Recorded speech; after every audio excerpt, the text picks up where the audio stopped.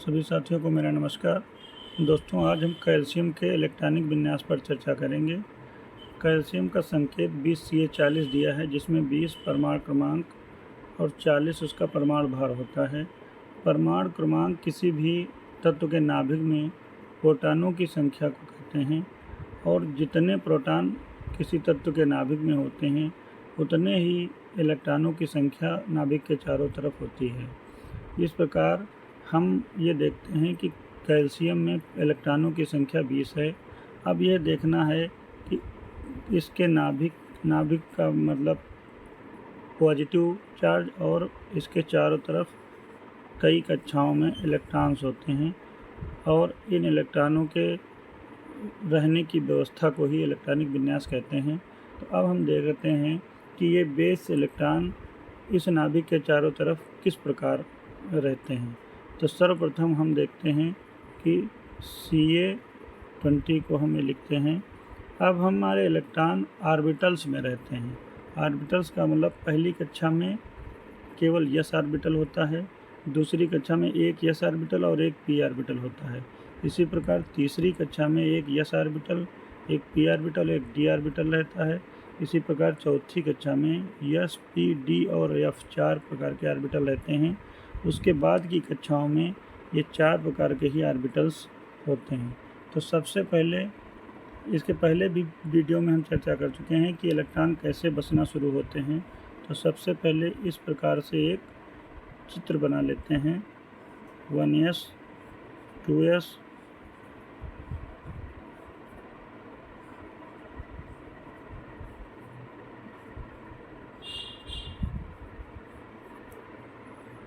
अब सबसे पहले हम देखते हैं कि यहाँ 1s फिर 2s, तो यहाँ पे लिख लेते हैं 1s, 2s, 2s के बाद फिर 2p, फिर 3s, 2p, फिर 3s,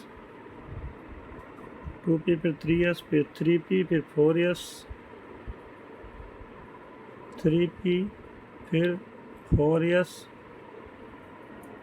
फिर 3d।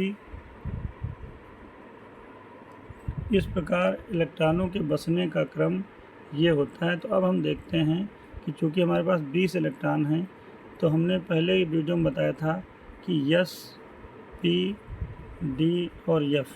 s में अधिकतम 2 इलेक्ट्रॉन, p में अधिकतम 6 इलेक्ट्रॉन, d में अधिकतम 10 इलेक्ट्रॉन और f में अधिकतम 14 इलेक्ट्रॉन रह सकते हैं। तो अब हम देखते हैं कि सबसे पहले वो s है, तो इसमें हम 2 इलेक्ट्रॉन रख देंगे। फिर s है, इसमें भी 2 इलेक्ट्रॉन लिख देंगे। p ऑर्बिटल है, इसमें अधिकतम 6 इलेक्ट्रॉन रह सकते हैं। फिर ये s ऑर्बिटल है, इसमें हम 2 इलेक्ट्रॉन रख देंगे। अब यहाँ देखते हैं कि इलेक्ट्रॉनों की संख्या हो गई है 2, 2, 4, 6, 10 और 2, 12। अब इस p ऑर्बिटल में हम 6 इलेक्ट्रॉन रखेंगे, तो अब हो जाएगा 2, 2, 4, 6, 10, 2, 12, 6, 18। अब चूँकि हमें 20 इलेक्ट्रॉन बसाने हैं, तो अब हम यहाँ पे 2 इलेक्ट्रॉन और लिख देंगे, और हमारे इलेक्ट्रॉन सारे ऑर्बिटल्स में हो जाएंगे। तो हमें इस d ऑर्बिटल की आवश्यकता नहीं होगी, तो इसको हम यहाँ पे मिटा देंगे। तो अब हम देखते हैं कि कैल्शियम का इलेक्ट्रॉनिक विन्यास 1s2, 2s2, 2p6, 3s2, 3p6 और 4s2 है। अब हम देखते हैं कि किस कक्षा में कितने इलेक्ट्रॉन हैं। इसके लिए हम देखते हैं कि 1 एक कक्षा को प्रदर्शित करता है, 2, 2 ये दूसरी कक्षा को प्रदर्शित करता है, 3, 3 ये तीसरी कक्षा को प्रदर्शित करता है, और 4 ये चौथी कक्षा को प्रदर्शित करता है। अर्थात ये कक्षा हो जाएगी K, ये कक्षा होगी L, ये कक्षा हो जाएगी M और ये कक्षा हो जाएगी N। अर्थात पहली कक्षा में इलेक्ट्रॉनों की संख्या हो जाएगी 2, दूसरी कक्षा में इलेक्ट्रॉनों की संख्या हो जाएगी 2 और 6, 8, तीसरी कक्षा में इलेक्ट्रॉनों की संख्या हो जाएगी 2 और 6, 8, और तीसरी कक्षा में चौथी कक्षा में इलेक्ट्रॉनों की संख्या हो जाएगी 2।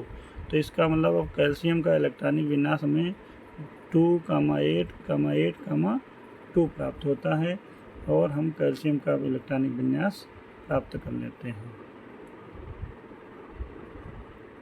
धन्यवाद।